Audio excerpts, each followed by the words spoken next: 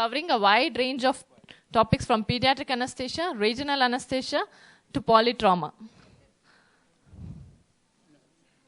Founder member, City Branch, ISA 1985, State Secretary, ISA Kerala, Organizing Secretary, ISA State Conference 1996, Kerala. Along with him, we have Dr. Rajesh Joseph, Professor and Medical Superintendent, Indira Gandhi Medical College and Research Institute, Puducherry. His areas of interest being ultrasound-guided regional blocks and transthoracic echocardiogram. He was an organizing chairman from South Zone 2021. Polytrauma. Polytrauma, as you know, is actually a critical situation wherein a very important management should be done, because even when you are seeing the patient, you have to start assessing the patient. Simultaneously, you have to resuscitate the patient. There should be a very good team effort, and I think how our senior practitioner, Dr. Gangadhar, the professor and HOD of the Siddhartha Medical College, Tungur, how he is going to handle the situation, it will be a very interesting topic. I request Dr. Gangadhar to come and present the topic. Good evening, everybody. Look at this. Is a road traffic accidents. The patient has sustained the polytrauma. Is sustaining a cervical injury. He's got a rib injury. He's got a humerus fracture, blunt injury, abdomen, and all the things. And is shifting to the ambulance to the hospital. One more, the road traffic accident. Patient had and even auto amputation of the leg and the chest injury, even the head injury and other polytrauma the patient has sustained. Here is a question, how will you manage these incidents is a very big question. So, yeah, look at this exposure to the chemical energy. The patient had the multiple injuries of the face, and also this one, actually, you look at this, one more figure, only eye you can see, the rest of the things you are not going to recognize. Here is a question arises, how will you manage the airway in such cases? Come to the electrical accidents, the patient is falling from this one with a polytrauma and also unconsciousness and all the things. And here is a question that how will you oxygenate this patient? There are so many questions will arise with a polytrauma. Actually, it is really a challenge to the either not only for anesthesiologist and for all the other team of work is a question to be this one. Now, the anesthetic management of polytrauma, what are the challenges we are going to accept it? One, really polytrauma itself is a challenge. So what are the challenges going to by the intensivist and the surgeons? What are the things supposed to be there? Look at this one accident has taken place there. Nearly about 10 people are trying to take out the person from the car. It is not possible. They are cutting and all these things. The same accident has happened now from the Narayana's son in Hyderabad, Banjara, when he has met with an accident. Nearly 8 hours they taken out from the car. There is another question to be asked. So this is an institute where I came from, Sri Siddhartha Medical College and Research Institute from Tumkur. I am Dr. Gangadhar. I am the professor of the Department of Anesthesiology, Siddhartha Medical College. The first question arises in the polytrauma, how we are going to define the polytrauma. Even it is a long question for the postgraduates, one or another way it will be there. So what is the definition we are going to tell about it?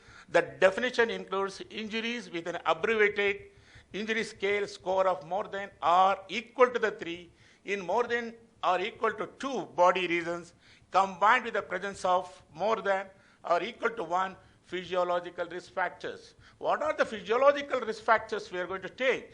That depends upon the age of the patient and also Glasgow Coma scale and hypertension and metabolic acidosis and coagulopathy and specific cutoff will be there. Come to see the epidemiology of polytrauma. Everybody knows that trauma is the leading cause of death and the deformity in the worldwide. There are 5 million people every year that are going to have the trauma and they killed due to the injury resulting from the road traffic accidents, and also falls and drowning and burns and poisoning every year. So the death account for 9% of the mortality in the world. Look at this, how you come to the polytrauma in India, mortality and morbidity due to the road traffic accident in India are projected to increase by 150% by 2020. So you see the diagram, what may be the maximum? The two-wheeler accidents are the maximum, followed by car accident. Other things are very small amount will be there. Then before going to this, how we are going to classify the polytrauma? So to study, we have to do the study. The polytrauma has to be classified. It has to be classified under trauma is not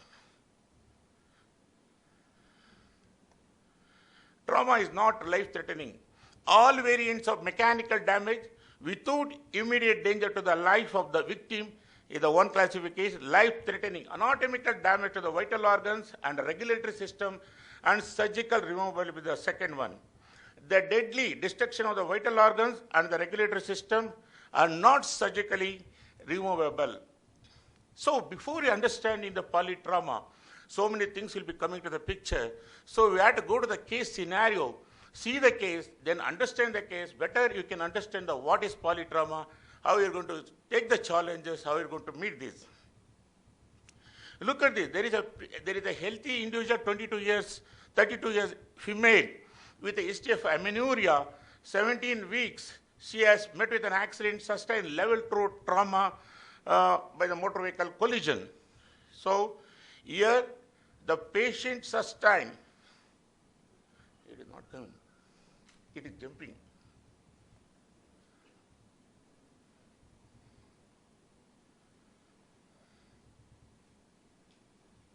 It is not coming. Hello.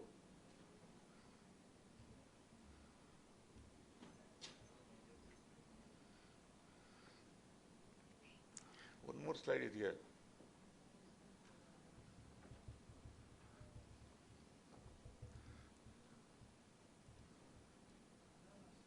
Huh?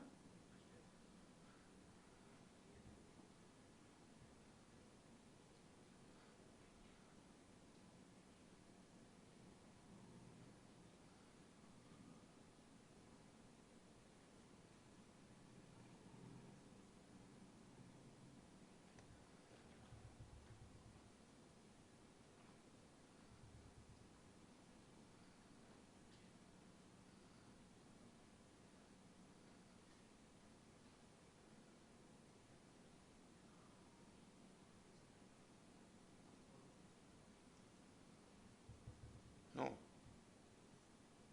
Ah.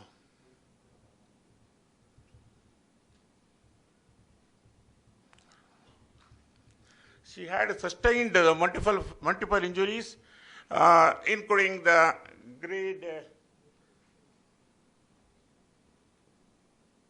2 liver laceration and pelvic fracture, bilateral clavicle fracture, and also C1 transverse process fracture, T11 vertebral body fracture, right rib 1 to 10 fracture, left first and secondary fracture, bilateral small pneumothoracic, and right pulmonary contusion. She was moderately built and nourished, and she has got 66 inches tall and weight 62 kg. Her vital signs admission show that the rate of 96 beats per minute, and the respiratory rate is 14 to 18, and also minute per 108 by 56. The saturation is at 98% with a 2 to 3 liters of oxygen. She remained hemodynamically stable throughout this one.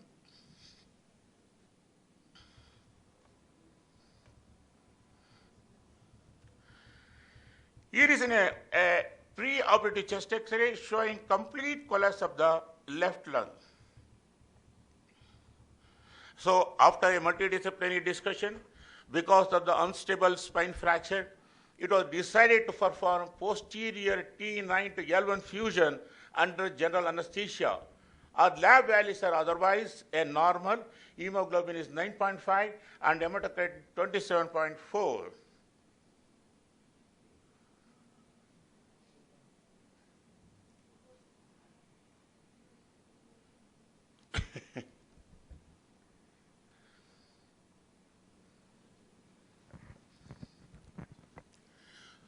After multidisciplinary discussion, actually that is a technique of anesthesia will be general anesthesia, which is induced with propofol, lidocaine, fentanyl, and succinate scoring. Following the intubation, bronchoscopy was performed, and the airway was suction given her preoperative chest X-ray. The radial artery is cannulated to do the hemodynamic monitoring, and she was then carefully positioned pro on the open frame Jackson table.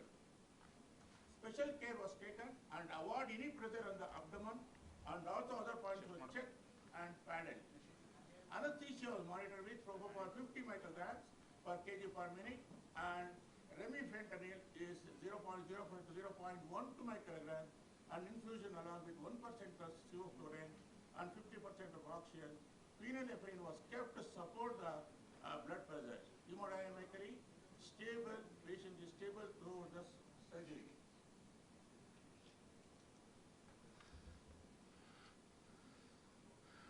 Extensive disciplinary planning between the surgeons and the intensivist and anesthesiologist and obstetrician was essential to ensure the fetal, maternal, and well-being throughout the post-operative period.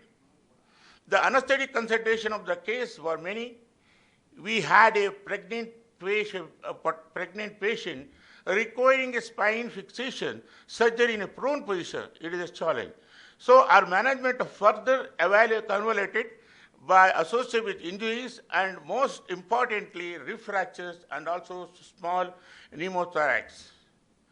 Here everybody knows that deleterious effect of anesthesia, the human fetus have been considered for many years.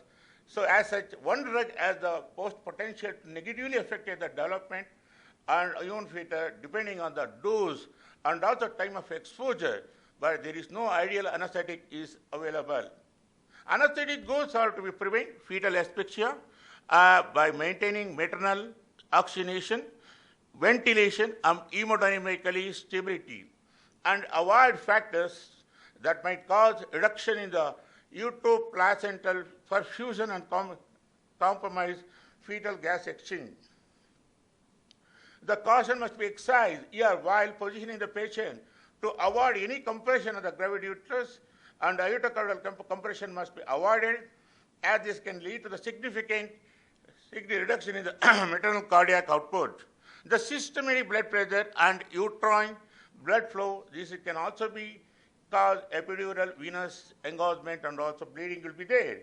So here our patient had a decreased aeration towards the left side of the lung on the post-operative chest X-ray, which was thought to be due to the inability to clear the secretion. Actually, automatically, the flexible bronchoscopy used, and it is aspirated and all those, and automatically it has kept this. So ultimate objective is to provide safe anesthesia to the mother while concurrently minimizing the risk of performed labor or fetal demise. In our case, the patient was successfully discharged home and delivered healthy baby. A term without any complication is the question. Actually, some other things are missed here and other things. This is a challenge they are taken by the group, and we have to go to scenario 2. Here is a 50-year-old male was admitted with history of road traffic accident. He was a known case of what we call actually rheumatic RHD. Age of 30 years, he has undergone closed mitral valvulotomy 11 years back.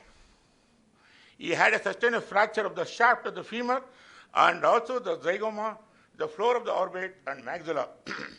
He was scheduled to intramedullary nailing and also right femur with a ORF with a facial fracture. He had no other comorbidity. His in a fast history revealed prior to the replacement of NYH, it was 3. Once the surgery is done, actually it has become 2. Prior to the trauma, his tolerance was poor and only able to walk 300 to 500 meters, at least at ground level, and developing symptoms of palpitation. Actually, it is all improved after this one. He was receiving a oral warfarin 3 mg, digoxin 0.25 mg, and also enfiral 2.5 mg. Look at this 3D construction of the skull showing facial fractures. X-ray, chest X-ray PA view showing cardiomegaly and sternotomy sutures. This echo was done, allowed nearly about actually 20% of the global hyperkinesia. PA pressure is 75 mm mercury, mild tricuspid regurgitation, no paravascular leak, and absence of regurgitation in LA. On the day of the surgery, the morning, the dose of low molecular heparin was skipped and he was shifted to the operating room. 2 units of packed cell and blood cells which are in frozen plasma, platelets and protamine were reserved for emergency use. The technique was, here the patient was then induced with midazolam 2 mg and also fentanyl 250 micrograms and thiopentone sodium 100 mg and recurinium will be there. Nasotracheal intubation done with a 7.5 millimeter endotracheal tube. Here is an anesthesia was maintained with a role of 50% of the oxygen in a air, sevoflurane 1 to 2%, and intermediate bolus of recurinium as one is was. Operative blood loss for 500 ml, and which was replaced with a packs, air cells, and crystalloid. Total duration of the surgery was 7 hours, and hemodynamically patient maintained throughout the procedure. At the end of the procedure, the patient was shifted to the pack. This one will be there.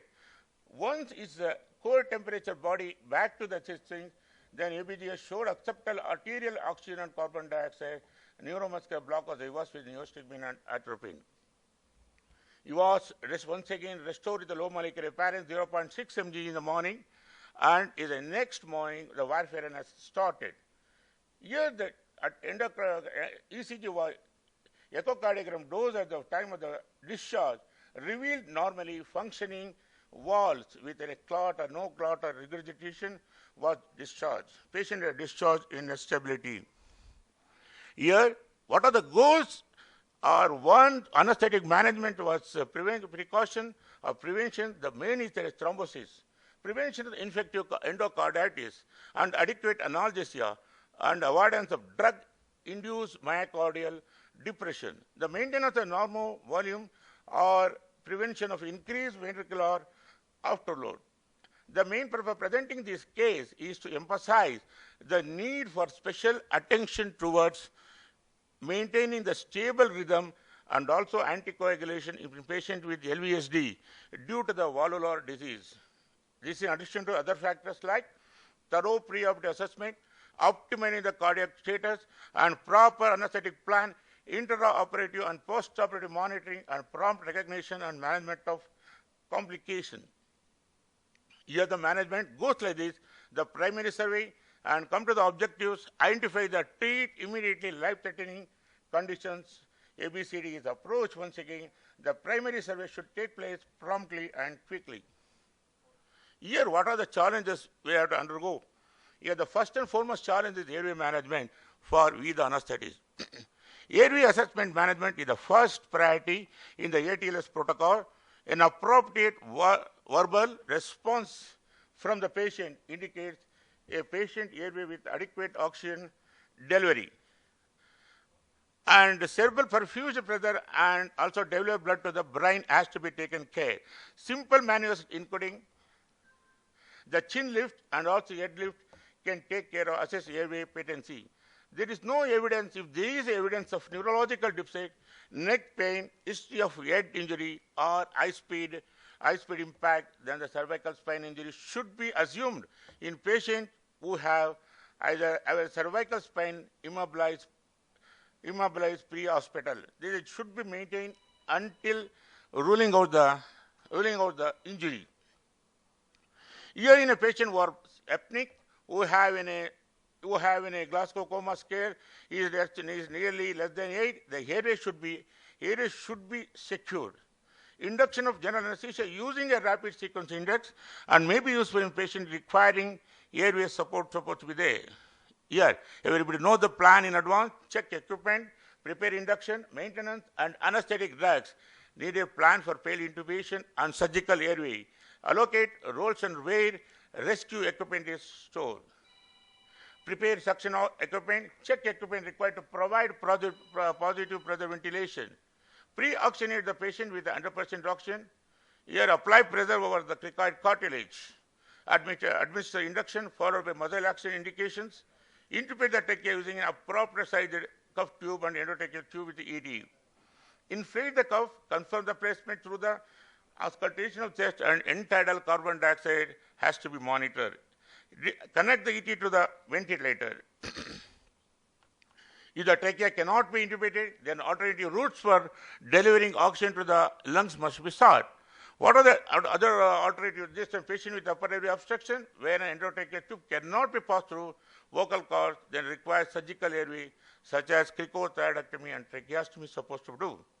Then the needle cricothyroidectomy, just you see that they are doing the needle cricothyroidectomy as a short-term solution to the providing patient with supplemental oxygen while definitely airway is secure.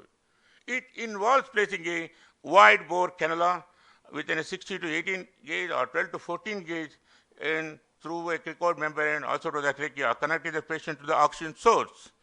Here, jet suppletion technique allows surgical cricothyroidectomy supposed to be there. The second challenge, what the anesthetists are going to do is the breathing and ventilation.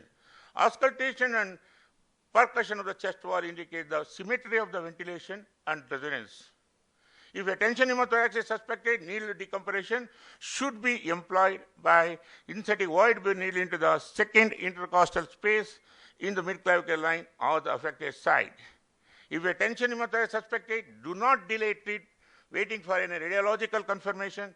Hemothorax and the pneumothorax, look at these figures, both warrant the insertion of wide bore thoracotomy tube.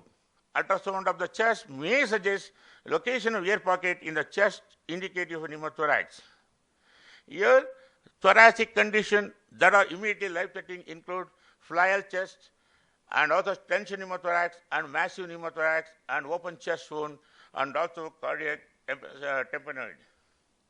The next challenge what we the anesthetists is going to face is the circulation. The most likely cause of shock in the patient is hypovolemic shock due to the bleeding. The clinical signs of hypovolemic shock include tachycardia, prolonged peripheral pilling, and also cool peripheries and drop in pulse pressure, increased respiratory rate, and a drop in conscious level. In a patient presenting with a hemorrhagic shock, assess the vascular system, central venous system supposed to be obtained, and appropriate volume supplemental is initiated. If the patient had a significant blood loss, non-invasive blood pressure measurement not be accordable. So we have to go for invasive arterial BP monitoring is advised. Now, the volume resuscitation usually start with a bolus of the crystalloid fluid, but by chance the crystalloid fluid is not going to approximately responded, then we have to go for the blood. Then should be urgently considered, and evidence suggests that 1:1:1 for packed red cells, frozen plasma, and platelets may provide greatest survival advantage. Tranexamic acid inhibits the plasminogen plasmin, thus acting as an antifibrinolytic, reducing in clot breakdown. The administration of 1 gram bolus within the 3 hours of injury, followed by a further 1 gram over the following 8 hours is a commonly observed regime. Scalp laceration, open long fractures, common cause for external fractures, and also appropriate examination of imaging such as chest X-ray and focus assessment with sonography will assist the diagnosis of the hemorrhage. Several uncontrolled hemorrhage can drive the lethal triad in trauma patients: hypothermia, coagulopathy, and acidosis. The next challenge, what we are going to face in hemorrhage control, supposed to be there. Look at this. External hemorrhage control requires pressure on the bleeding source. Tourniquets are designed to occlude arterial flow to a limb through compression and should be employed to control blood loss when methods such as compression, elevation, and topical or hemostatic have failed. They are usually applied to 10 centimeters proximal to the injury, directly top of the skin and not over the joint. They should be used for maximum 2 hours to reduce the chance of ischemic damage to the limb. Now comes a disability. Proper and complete neurological function assessment is an essential component of the polytrauma patients. Look at the Glasgow Coma scale. Here is the things supposed to be there: eye opening, verbal response, and motor response. Here is the mild is a 13 to 15, moderate 9 to 12, and severe will be there. The assessment neurologic function includes the central and peripheral deficit or injuries. Glasgow Coma scale pupils, status, and reaction at the peripheral neurological exams are parts of the assessment in patient suspected of a neurological injury. It is a clinical patients are not subjected to the uncontrolled movement, then one should be immobilized on a spinal board with the appropriate cervical spine precautions supposed to be taken. What is the exposure environment? Patients should be actively warmed with the covered with the blankets to maintain the heat loss or prevent hypothermia. The team leader should ensure that all the interventions have been completed at this point.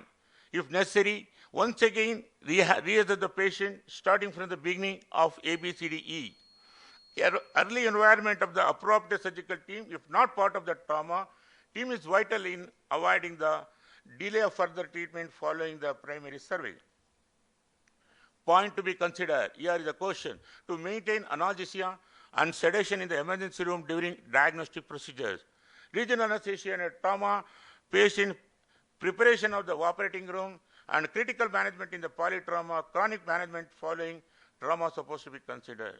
So overall, what are the key points we have to remember? Trauma teams are necessary for the successful management of the trauma patients. As a trauma team leader should supposed to be competent enough to do this, to perform the primary survey and quickly and systematically. Number 3, successful performance of the primary survey and quickly act according to the survey and needed immediate management and other is supposed to be taken care. The last, airway, breathing, circulation and disability and exposure assessment should then be the next step. If the trauma team has sufficient organization, these can occur simultaneously rather than its sequence will be there. Thank you.